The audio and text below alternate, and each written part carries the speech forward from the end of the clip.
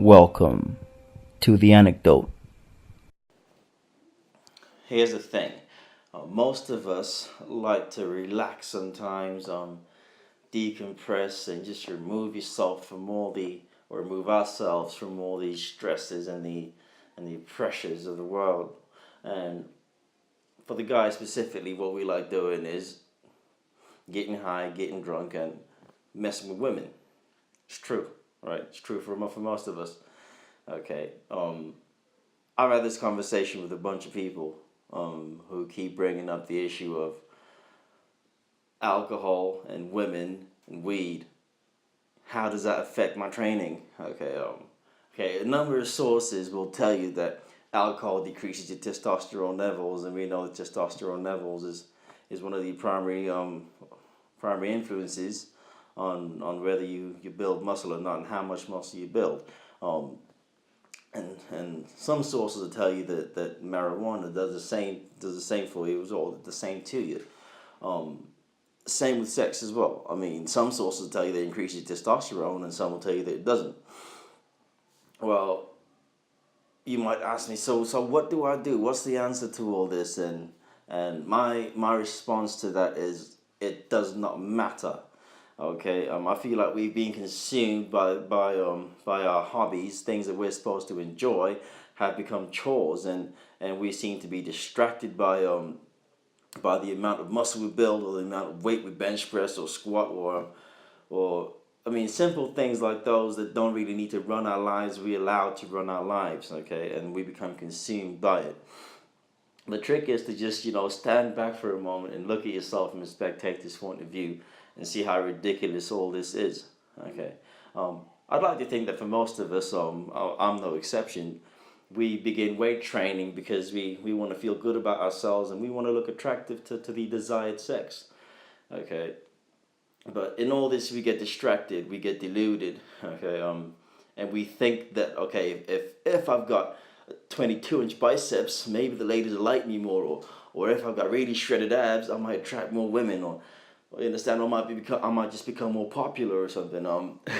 We fail to understand that people are bundles of energy. I like to view people that way. People respond to the way you feel about yourself. Okay, if you don't respect yourself, I will not respect you. Neither will anyone else. I mean, if you don't have confidence in yourself, I will not make you feel like someone who has confidence when you don't. Okay, that's the way most of us react, or most of us respond, because we just balls of energy, we just bundles of energy.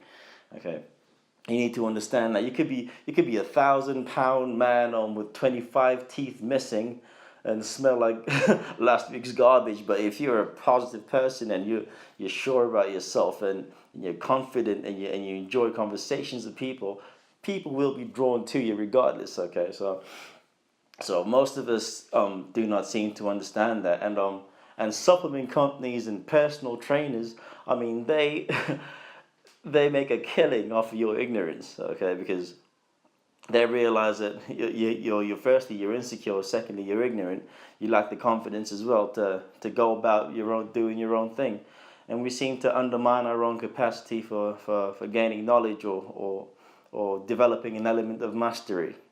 Okay, but that's why I always say, if you're in the gym, play around a little bit, man. Experiment. I mean, only you can understand your body. Okay, because you live in it. You're physical. It's on a visceral level. You're just attached to yourself. No one understands you like you do.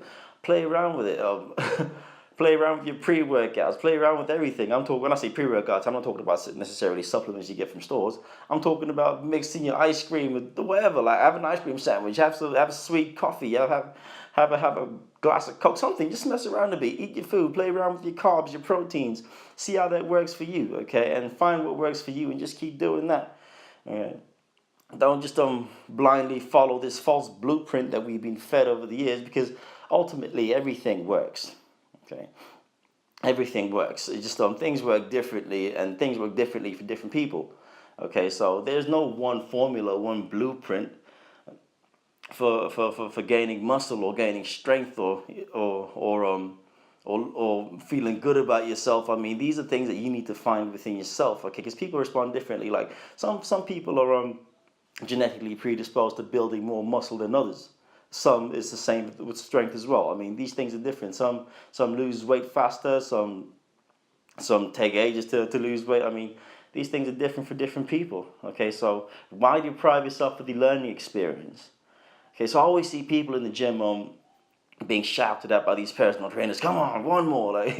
Like at that point, it's no longer yours. You no longer enjoy it. So why even continue doing that? Okay, because yeah, it's not fun anymore. It's a chore. You have to drag yourself out of bed or drag yourself from work to get to the gym, and you know you're gonna do something you don't really enjoy doing. Nah, why not? If you don't feel like doing it, don't do it. If you feel like skipping leg day for like 10 years, skip leg day for 10 years. You understand? It's yours. You do it. You enjoy doing what you do. Okay. Back to the alcohol and weed and women. You live your life, have a good time, okay? If you feel like drinking, you know the alcohol might decrease your testosterone levels, and therefore you might look like you want to. Hey, have a good time. What if you get hit by a bus tomorrow and never got to have a good time and relax a little bit, man? Same. But one thing I'd like to advise against is I've heard many people on YouTube talking about smoking weed before you train. Don't do it. I don't often give advice, but that's one thing I'll give advice on. Just don't do it. If you're gonna smoke weed, do it when you're relaxed, when you got nothing else to do, when you don't have to be productive or expend lots of energy. Okay. I mean, I'm not really concerned about the illegalities of this because alcohol is legal in some countries, illegal in others. Marijuana legal in some countries, illegal in others. Fornication legal in some countries, illegal in others. Okay, so I'm not really going to make judgments here, but all I'm saying is with weed, if you like playing around with heavy weights like I do, for instance, you need your central nervous system to be on point. Okay, so indulging in marijuana, however you choose to indulge in it, whether it be smoking that loud or mixing some of that ooh-wee into your muffins, however you choose to indulge in it, do not do it before you train, okay? Because you need your central nervous system to be on point, and you will not be on point when you got the ooh-wee in your system, okay? Same with alcohol as well. I mean, these are things you do when you want to relax, and don't deprive yourself of it. I mean, listen, I live in here. I'm very visceral. I respond to what my body feels like. I do what I feel like doing. Okay. If it makes me feel uncomfortable, I don't do it. If it makes me feel joy and it gives me pleasure, I engage in it. But you need to be careful as well because too much of anything will mess your life up. Anything. Okay, so this comes back to the point I always talk about, the balance and the equilibrium. Okay, you need to find that homeostasis and control your habit. So for this week, that's my antidote for the anecdote. I'm K Absalom. See you next time.